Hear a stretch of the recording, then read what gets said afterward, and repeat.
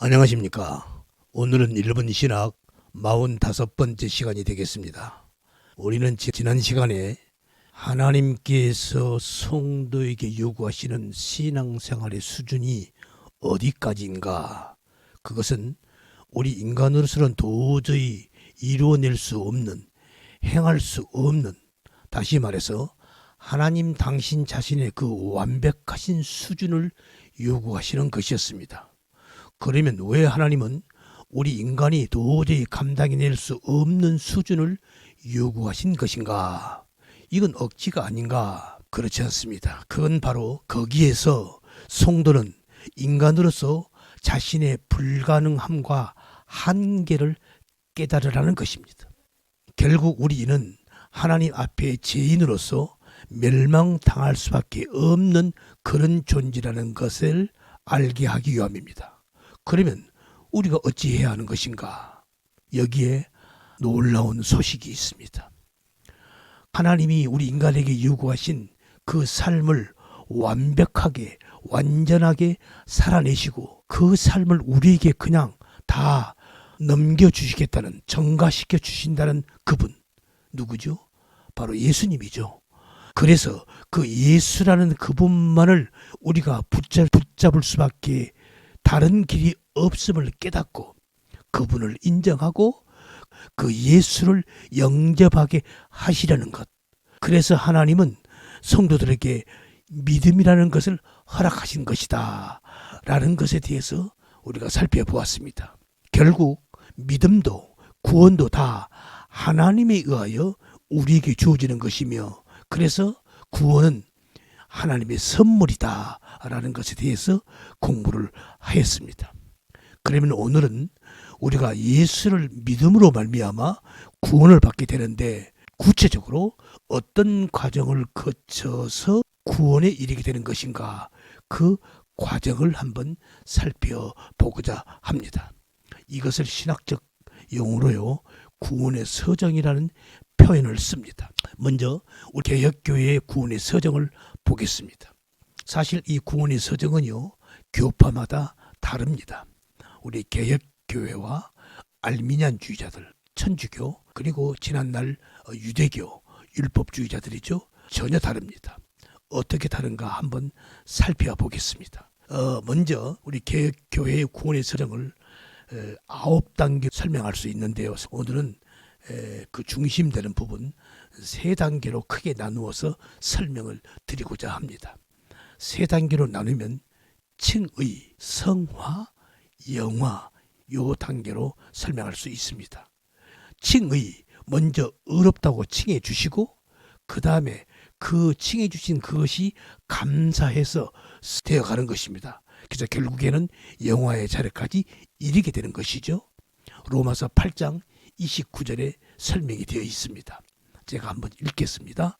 하나님이 미리 아신 자들로 또한 그 아들의 형상을 본받게 하기 위하여 미리 정하셨으니 이는 그로 많은 형제 중에서 맏아들이 되게 하려 하심이니라. 또 미리 정하신 그들을 또한 부르시고 부르신 그들을 또한 의롭다 하시고 의롭다 하신 그들을 또한 이렇게 하셨느니라. 그렇게 해서 결국 우리가 영화에 이르게 된다는 것입니다. 이것이 구원의 서정의 간략한 설명입니다. 그런데 유대인들은 그렇게 생각하지 않았어요. 그들은 성화가 먼저 된 다음에, 성화가 되면 그러면 하나님께서 그걸 보시고 잘했다, 수고했다 라고 칭찬해 주시고 그리고 나서 영화에 이르게 된다라고 생각을 한 것입니다. 사실 이렇게 성화가 먼저라는 생각을 하는 이들이 오늘날도 많이 있습니다. 왜 그럴까요? 그것은 내가 믿었다고 생각을 하는 것입니다. 내가 믿었고 내가 뭔가를 선한 행위도 했고 내가 하나님 앞에 뭔가 착한 일을 해내 보였다는 거죠. 여러분 그렇습니까? 문제는 이런 자들이 바로 예수님을 십자가에 죽였다는 사실입니다. 이제 역사가 흐르고 시간이 흘러서 이제 우리는 성경을 통해서 그걸 압니다. 그럼에도 불구하고 성화가 아직도 먼저라고 하는 이들은 과연 이들은 어떤 자들일까요? 어떤 믿음일까요? 한번 보겠습니다. 이 칭의 의롭다. 하나님이 먼저 우리에게 의롭다고 칭해 주시는 것입니다. 이 칭의, 이 말은 사실은 법정적 용어입니다. 법정에서 최후의 판결에서 판사가 쓰는 말입니다. 죄인을 세워놓고 검사와 변호사가 치열하게 공방을 합니다. 그러고 난 다음 그 모든 변론과 그 주장을 다 듣고 난 다음 판사가 최후의 판결을 내릴 때 당신은 무죄입니다. 바로 이게 칭의입니다. 당신은 죄가 없다는 거죠. 이렇게 의롭다 칭함을 받을 자들이 수천 년 전에 벌써 의롭다고 칭함을 받은 것입니다. 바로 그게 우리 믿음의 조상 아브라함을 보겠습니다. 아브라함의 간절한 기도의 제목은 자식을 갖는 것이었죠. 지금 나이가 75세의 부름을 받고 지금 100세가 다 되어갑니다. 자식이 없어요. 이제 소망이 끝났지요. 그런데 하나님께서 자꾸 복을 주신다고 하니까 아브라함이 나는 자식이 없습니다. 그때 하나님이 하신 말씀이 아브라함아 하늘의 별을 봐라. 너희 후손이 앞으로 이와 같을 것이라 라고 말씀을 하십니다. 아브라함이 그 말을 믿습니다. 이것을 히브리 기자는 아브라함은 바랄 수 없는 중에 바라고 믿었다라고 표현을 하고 있죠. 하나님이 그걸 보시고 창세기 15장 6절 말씀입니다. 아브라함이 여호와를 믿으니 여호와께서 이를 그의 의로 여기시고 바로 이겁니다. 지금 아브라함이 뭘 했죠? 한 것 아무것도 없습니다. 하나님 말씀을 그냥 받아들이고 믿은 겁니다. 이렇게 칭함을 받을 자들이 벌써 의롭다고 칭함을 받은 것입니다. 그래서 이 칭의가 이제 역사적으로 우리 예수님의 십자가에서 이 칭의가 이루어 가시적으로 나타나는 것이죠. 그래서 성경은요, 십자가 이후의 시간을 말세라고 표현을 하는 것입니다. 왜요? 그 종말, 최후의 심판 때 이루어질 그 종말이 먼저 와서 죄 없다라고 선고를 내려버렸기 때문에 그러는 것입니다. 그래서 예수 그리스도의 십자가의 현장에서 그 말세 때 일어날 일들이 예표로 나타난 것입니다. 예를 들면 태양이 빛을 잃고 땅이 흔들리고 무덤이 열리고 시체들이 막 일어나 보인 것입니다. 이건 계시록에 나오는 최후의 심판 때의 장면이죠.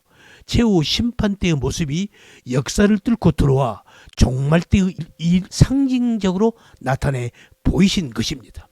그래서 성도는 먼저 칭의를 먼저 받고 받은 그것이 믿어지기 때문에 그 사실이 너무도 기쁘고 하나님께 감사해서 하나님이 요구하신 그 거룩한 삶, 그래 나도 하나님 한번 살아봐야지 라는 분투가 일어나게 되는 것입니다. 그래서 성화가 생기게 되는 것입니다. 그리고 결국에는 영화의 자리까지 다다르게 되겠죠. 여러분 어떻습니까? 아직도 이 복음이 이해가 되지 않습니까? 아니면 이해는 됐는데 아직도 감격이나 감동이 전혀 없습니까? 그렇다면 간절히 기도하시기 바랍니다.